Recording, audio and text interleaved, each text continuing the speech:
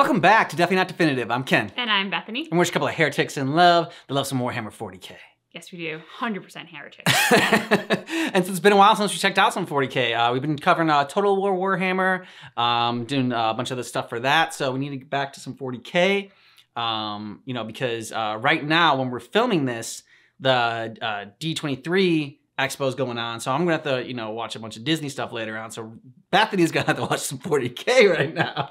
That's fair. We gotta balance. We gotta balance it out. All right. So after this, we'll watch a bunch of you know, Disney stuff and, you know, think about hope in life. But right now, we're going to talk about the Tyranids and how, you know, horrifying they are, and Imperium's first contact with it. It's by Luton. Really enjoyed his What the F is Warhammer 40k. Yeah. So he's got some good humor that goes in with it. So looking forward to checking this out. And if you want all of our 40k reactions, go ahead and check out the description of this video. We got a playlist there for you. We make it easy.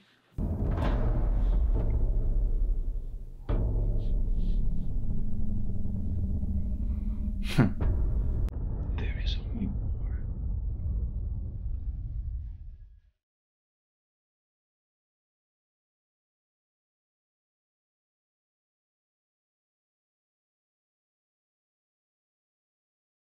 Yeah. Inspiration speech.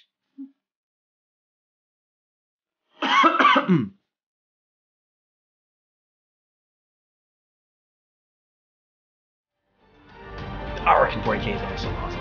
Yeah, it really is.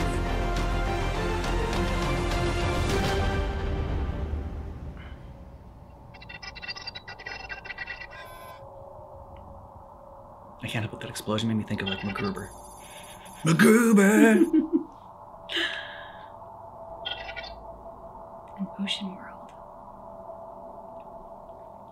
The Imperium of Man first made contact with a new Xenos species at the planet of Tyran. Imperial explorators, who are Mechanicus tech priests committed to exploration and exploitation of new planets and regions in the galaxy in the name of the Imperium, discovered a strange phenomena where planets previously recorded as lush and verdant were now barren husks. Oh no. Not even a single cell of life remained. While this disturbing fact was immediately reported, the slow-turning cogs of the Imperium's bureaucracy was, as with most things, likely to raise not much more of an interest than the lift of an eyebrow.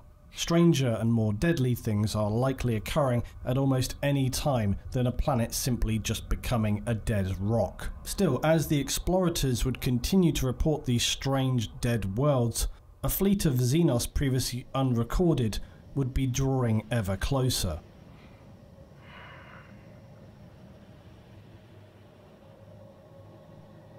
A survey craft returning from studying these destroyed worlds encountered a strange cloud of unidentified objects entering the edge of the system. After taking some damage from strange organic mines in the edge of this cloud, the Imperial ship would manage to survive back to an Imperial base orbiting Tyran Primus with the disturbing reports. Days later, the Xenos fleet would now descend from the skies down to the surface of Tyran Primus. The main base on Tyran was a heavily fortified bunker system designed to withstand the ferocious storms of the ocean world. Coupled with the fact that its location on the edge of Imperial territory made it a likely target for Xenos attacks. So 4 immense planetary defense lasers were situated on the outpost, along with void shield generators, which are a form of gravitic energy field. It is typically utilized to defend super heavy vehicles and infrastructure. Often you see these used by starships and titans in the Imperium. Void shields displace ranged attacks by distorting space-time around the point of impact. The outpost was then further supported by an array of other weapon systems, including autocannon and las cannon, as well as various heavy bastions and bunkers. The defense complement itself was also formidable, with 3 full navy wings and a force of Skitarii, as well as finally an entire infantry regiment of Imperial Guard. And it was all standard deployment for any frontier planet that had been deemed the standardized force strong enough to repel most enemy assaults. The alien horrors began to fall from the skies in an array of colours and strange storm-racked skies. The Imperial ground gunners attempted to engage and prevent any of the invaders from making planetfall. But just as suddenly as they'd begun, this attack from the strange unseen species would withdraw. Is this all they have? What an easy victory, mused the Imperial defenders. This ignorant overconfidence would soon be tragically misplaced. Yep. Majors Varnak ordered a fleet of Imperial Navy cruisers to continue to harass the withdrawing Xenos as to make sure of their retreat and assumed broken morale. Oh god. But upon following this command, the Imperial ships would quickly discover, as they pushed through the spore mine clouds that masked the Xenos fleet, they would see not a few, not even 100 of the strange bioships, but in fact, thousands. Having suffered minimal, if any, losses from the initial planetary engagement, swarms of Xenos ships would seize upon these easily stunned prey as they rounded on the Imperial ships. The first to be physically shredded was the Emperor's Fist, ripped apart by small invasive organisms spewed forth from a larger alien vessel. As the others were similarly cut to pieces or ripped apart by tendrils, the now absolutely panic-wrought crew in the last surviving ship were able to dispatch a warning to Tyran. While in the process of doing so, Genestealers had been unleashed into the ship's interior, efficiently and brutally slaughtering the entire crew complement in minutes. While in the background, other ships were already being absorbed into the fleet's bioreserves.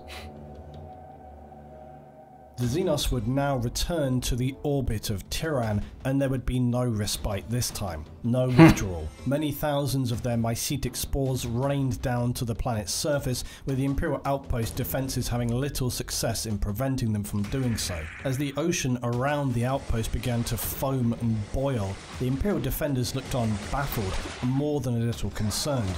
What kind of horror was this attack? Soon enough their answers returned, as aliens the likes of which had never been seen before sprang from the watery gestation. Imperial Guard would quickly turn to their instinctive training and even were successful in repelling the first waves of attack by these savage alien creatures. No doubt bolstered by the fact that among their number were Guard veterans from the Imperial death world of Katashan, a nightmarish jungle planet. The lower bioforms of the attacking Xenos were little match for most standard Imperial weaponry, and the Gaunts and Genestealers would be significantly decimated. But things though began to quickly unravel as one of their planetary defense lasers would fall silent. It was literally choked and clogged by a mass of Xenos gargoyles that had been instructed from the hive mind to force themselves down into its barrel and inner workings. Now the larger bioforms like Carnifexes would begin to appear, ripping through defences and destroying further weapon installations. The Xenos were turning the tables, and it was now only a matter of time before the guardsmen would be horribly dismembered and then consumed. The outpost soon is overrun by the alien horrors, and its heavy bastions and bunkers smashed to pieces or enveloped by this highly aggressive Xenos. Only Tyran's command bunker remained, and it was already beginning to buckle and crack under the weight of unrelenting damage being wrought to its exterior by huge aliens smashing their way inside. Majors Varnak saw there was no hope. This was the end.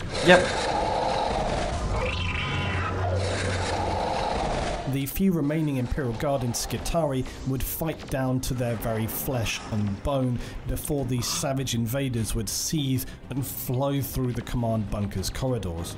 Major Varnak would pray to his Omnissiah before sending a data codex deep into the lowest levels, specially constructed as a kind of black box for the outpost. This data would be their legacy to the Imperium of Man, its records providing essential information for the Imperium and humanity. Prepare.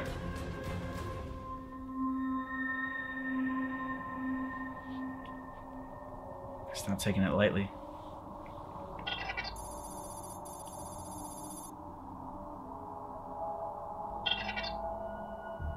As Kryptman approached the now dead, sterile world, he discovered that it had been ravaged of all life, even its oceans and atmosphere. Searching for the standard Imperial data codex that is secured in such a catastrophic destruction of an Imperial outpost, what he found was more disturbing than he could have imagined. and seeing the videos and accumulated data of the Xenos assault, Kryptman would immediately leave the planet to communicate and convey the severity and imminent danger posed by this new and horrific alien threat. A horror he would subsequently name Tyranids. The planet of Tiran would hold the morbid honour of now becoming their official designation. Inquisitor Kryptman attempted to use his astropath on board to project a vision of his discovery to the Imperium's network, only to discover that this was not possible. Something was preventing the astropath from communicating. This, of course, was the psychic disturbance caused by the Hive fleet. So he instead proceeded to the next nearest Imperial planet of Thandros in the hopes of establishing communication, only to discover this world had also been ravaged and was now a sterile dead planet. As is often the case with planets in the Imperium, sometimes entire worlds are lost without anybody even realizing it until years later. Eventually, after successfully establishing communications, he was ordered to proceed to the planet of Macragge, the Space Marine chapter homeworld of the Ultramarines. The alien fleet would be designated Behemoth. Thanks largely to the information gathered from the Tiran data codex, the Astartes and Imperial forces on Macragge were now able to formulate a plan in its defense. The chapter master Marneus Calgar quickly ordered its already immense, powerful defenses strengthened. In addition to the existing Imperial ships in orbit, more arrived daily, including massive strike cruisers and Ultramarines battle barges. One thing was for sure, the Tyranid threat would have a far more challenging battle to be fought here than at Tiran and Thandros. It would not be until a month later that the Tyranids would finally begin to assault Macragge. Over 1,000 of the Xenos ships had been present entering the system and had now already ravaged the garden world of Prandium, a former lush paradise, a garden world, a glory to behold, and now a broken wasteland of death. Even with Kryptman's warnings, the first-hand accounts of the previously lush planet being turned to dead rock, Calgar was taken aback by the devastation of the Jewel of Ultramar. In Calgar's preparations, he would form 3 massive armies on the surface of Macragge, and as the first spores would begin to fall, the powerful Astartes regiments would begin their stand against the alien horrors. Calgar himself had formed the largest of these 3 armies and would carry out repeated rearguard assaults to wither and crush the Tyranid swarms. But the unrelenting weight and force of the Tyranids could not be suppressed, even with the power of the Ultramarines on their home planet. On the planet's surface, Titans stalked the land, obliterating any alien swarms in their path. The ferocity of the Tyranid assault was something never seen before by the Astartes, and some even saw the colossal Titans be dragged down to the ground before being brutally torn to pieces by the blurred forms of Claw and Chitin. First Company veteran Ultramarines would lay waste to these foul Xenos horrors, but deep inside their bunkers, holding every piece of ground until it could no longer be held, but slowly retreating inside their fortress. The attacking Tyranids would be relentlessly slaughtered like an ocean of alien bodies, exploding, disintegrating and being vaporized by the unwavering but slowly withdrawing Astartes. The fighting became ever more brutal and desperate, with much of Calgar's defense forces now slaughtered. One of the final battles would be fought on a location known as Cold Steel Ridge. The previously masterful rearguard army of Calgar here would find their match, as the Hive Mind had learned and adapted to his battle tactics.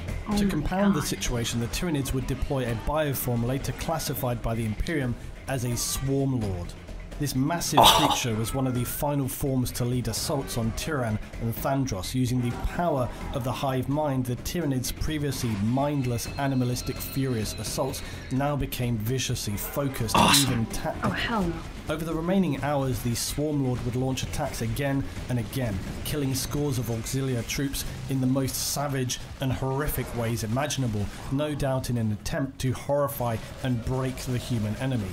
Torn apart, flayed, penetrated, dissolved, eaten alive, inside or out, the carnage continued on and on until the powerful Astartes began to appear outmatched by this previously mindless horror. Sensing victory, the Swarm Lord along with Tyranid warriors thrust into the fight and engaged Calgar himself. As the Ultramarines circled to aid the chapter master, Tyranids lying dead sprung to life, evidently feigning death in a suppressed state by the Swarm Lord so as to launch unexpected attacks on the now compromised Ultramarine defenders. Calgar would be torn and savagely injured by this assault, and the remaining forces were forced into retreating to the battle barge Octavius. One of, if not the strongest defences of Macragge was its polar fortresses and massive ground weapons that fired high into orbit, obliterating the Xenos raining down onto the planet. The Tyranids, now being highly aware of this concentration of firepower, proceeded to rain down thousands more spores in this polar area. Tyranids would now begin to appear in even greater numbers, and the fortresses were soon seething with alien horrors. With few options available, Calgar had to trust his planet-side Astartes would handle the tidal wave of Xenos now engulfing their bunkers. So Calgar would instead turn his attention to the Hive fleet, determined that if Macragge must fall, no other planet would. Smart. Despite the Imperial fleet and the remaining planetary defences engaging the orbiting bioships and destroying hundreds of them en masse, many more remained, and wave after wave would assault the ships in space and the surface of the planet.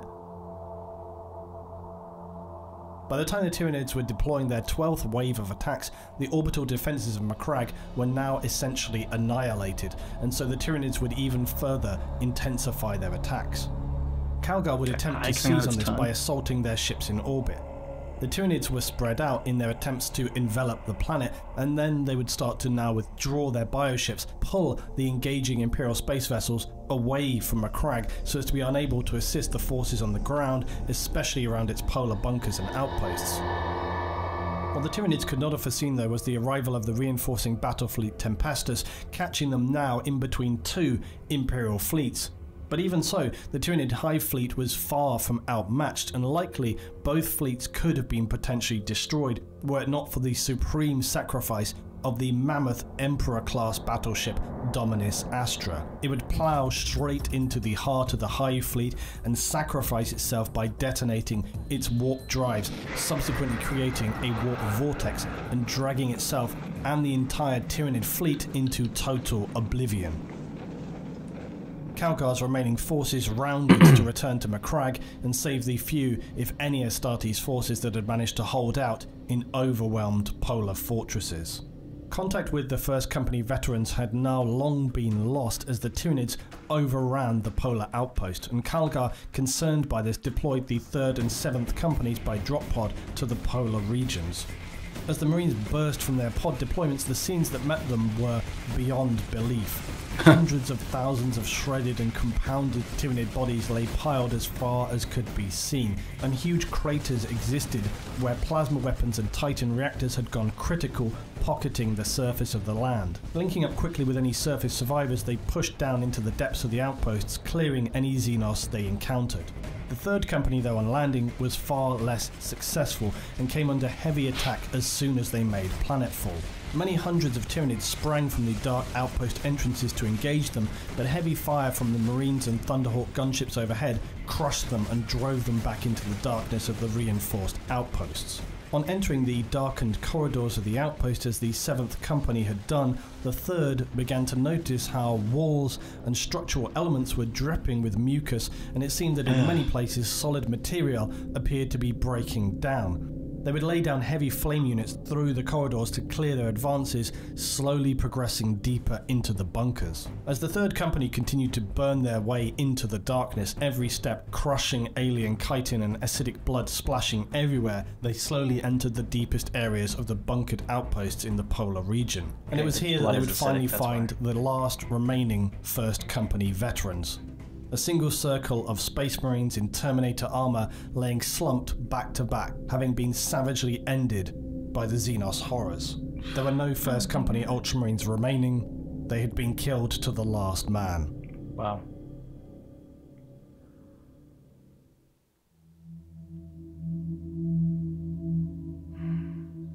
After the nightmare that was the battle for their chapter world, they faced the huge task of rebuilding their chapter, notably the veteran First Company, which had been so brutally obliterated. This task would be bequeathed to Chaplain Cassius, who would request to Calgar that the new First Company veterans be drawn from the ranks of those who had survived the tyrannic assault, as only they could understand this threat and the consequences of a tyrannic war. These elite veterans make up the now reformed First Company of the Ultramarines.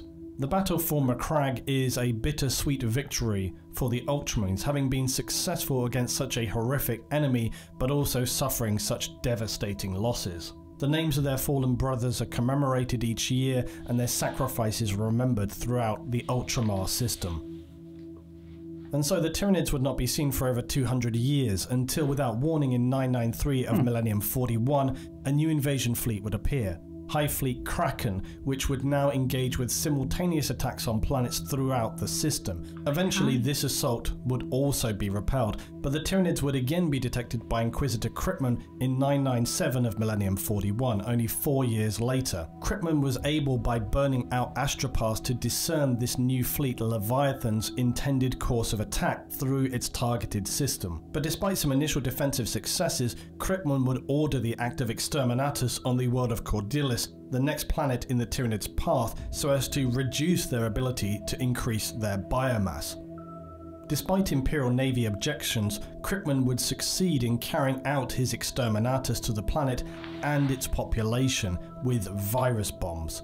This catastrophic level of civilian deaths and his lies to the Ultramarines would enrage them and other Imperial forces. I can see why. Worse would be to come though when Kryptman would order the single largest self-inflicted atrocity in Imperial history, when he would order a system-wide scorched earth tactic by using Exterminatus on every planet within the reach of Hive Fleet Leviathan, so as to effectively starve them of biomatter. He would later, due to these actions, be denounced as a traitor to the Imperium and Carta Externis by his fellow Inquisitors. But Kryptman still held loyal allies within the Astartes' Death Watch, and the final fate of Hive Fleet Leviathan was far from over. The Tyranids and their ongoing tyrannic wars would change the Imperium forever, but there are many who believe that their invasions of the galaxy have only just begun. Further examination of Imperial records after the Tyrannic Wars had begun revealed disturbing facts. Facts that suggest the Tyranids had been around for a much longer period of time, and that predatory creatures like the Katashan Devil and Fenrisian Kraken are actually ancient descendants of Tyranid hive fleets, perhaps long since abandoned or forgotten by the Hive. Records of the Ordo Xenos of the Inquisition have suggested Tyranid contact as far back as Millennium 35. Bioships of Tyranid configuration were also discovered on an ice planet after Imperial Guard was sent to deal with an Orc threat there. Tyranids would burst out attacking the guardsmen sent, but they could not understand how this was possible, as no Tyranid ships were in orbit of the planet. Eventually they realized that as long ago as 7,000 years, a full Tyranid hive ship had crashed into the planet and remained dormant ever since. The prospect of it reanimating and sending out psychic distress calls is something that they could not allow to happen. Eventually the Imperial forces are able to destroy the hive ship by enabling massive volcanic eruptions which consume and destroy the trapped ship and all its horrific inhabitants. But these events suggested that the Tyranids had been present even earlier than Millennium 45, perhaps anything longer than even 1,000 years prior, and it also penetrated further into Imperial space than was previously thought. The prospect of other deliberately hidden or preemptively placed hive ships was a greatly concerning realization. But it's also possible that these earlier fleets were defeated and repelled by another race like the Eldar. The Tyranids are one of the most severe threats to not just the Imperium, but the entire galaxy, and even though they have wrought terrible destruction through the first fleets that have appeared, a much worse possibility exists, that so far the Tyranid hive fleets are just initial tendrils. They are really scouting parties of a much larger and exponentially more dangerous main fleet, as yet unseen, still travelling through the void toward the Milky Way galaxy. Yeah. This wasn't as light-hearted and humorous. No, it was not. But Boy, was it informative. In a single day, they have covered the surface of this planet with a flood of living blades and needle-fanged mouths. Jesus. Kill 1 and 10 take its place. If they are truly without number, then our race is doomed to a violent death before every shred of our civilization is scoured away by a force more voracious than the fires of hell. Damn. Well, on that cheerful note. It made me think of like when he talked about how this is just like you know, the tendrils coming out and like kind of like scouting. We had ants in our bedroom that came out from the ceiling, little bastards. And Bethany had said like, oh yeah, you know, like at first they like send out like little scouting parties, the ants, like, you know, and so like be careful, like, you know, if you see one ant, like be careful, you might see more ants because like those are just like the scouting party. And made me think of the Tyranids. I'm just like, yeah, they send a little scouting party out and then the flood comes in. Yeah, then the swarm comes in. Okay, so by now you know me. This might be their first time seeing this. For the, you know, you don't know. Then you'll check out our other videos and you will learn. I have to find hope, even in the dark world of 40K, and I found it. So Luton talked about how these Tyranids were horribly destroying the Space Marines. I mean, yeah, eating them alive from the inside out, ripping them apart. I mean, just the horrors that you would expect of Warhammer 40K. And they were doing it in an attempt to break the humans, to break their spirit. They failed. That is my small ray of hope in all of this, because despite how absolutely petrifying these things are and how awful the death that you will face if you are caught by them, the Space Marines kept going. Humans kept fighting. Humanity continued to persist forward. Not saying they're gonna win. Like that final clip there was like, hey, we all might die in a terribly violent end. But the fact is, didn't give up.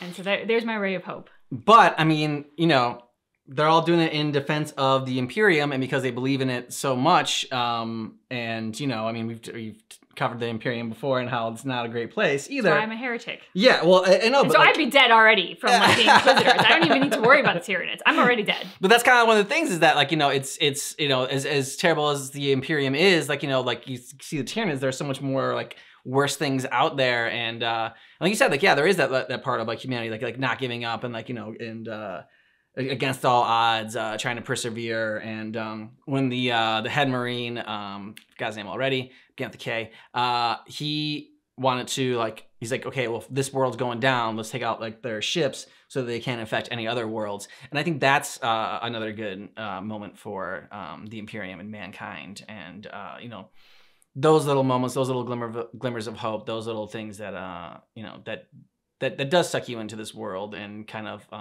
is more relatable. It's the world of fantasy that is Warhammer 40K, but in all things that are the arts, there is a reflection of like society and our culture and the times and everything else. We happen to be in super divisive times.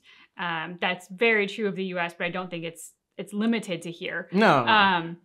And so what I do take from like the hope that I just said and the hope that you just said is at the end of the day, humans by and large are good people who want good things, who are capable of looking out for each other. I mean, destroying all the ships, even if it's like a kamikaze mission, knowing that you might be saving other worlds, that is the spirit of humanity that I think best embodies us. It's our willingness to sacrifice for others, and it's our willingness to do good so that the greater good can survive. And even in the world of Warhammer 40K, it's there. And so if it can be in that terrible, dark, awful world, it can be in ours too. And so there you go. Always looking for hope. Exactly. I bring the hope to 40K. So that was just sort of like my takeaway from this is like when you look at sort of the most extremes, and yes, this is a fictitious world, but you look at how the best parts of us still persevere in that world. And so I just think it's a good lesson to remember to like, that's still in this world. This world isn't as bad as 40K. It's not all good, I understand, but it's not that terrible yet. And, you know, there's good in it. Yeah, super happy fun times. And so, also the Tyranids, what I really liked is that is how they adapt so well. Like, I mean, like that's what's so scary about them is that they have no fear, and they are seemingly this like mindless creatures that like have zero emotions, but at the same time they adapt, they learn. It makes me again think of Jurassic Park, where the raptors start like pecking at the different parts of the fence. He's testing the defenses. They remember. And the same thing with the Tyranids. They remember, okay, these cannons, we remember that these cannons are gonna do, so we're gonna like, do a different kind of attack. Or we're gonna send everyone just like, their own kamikaze mission like into this cannon to destroy it and clog it up, and so it can't fire, and taking out one of their main weapons. So that is, I think, what makes them so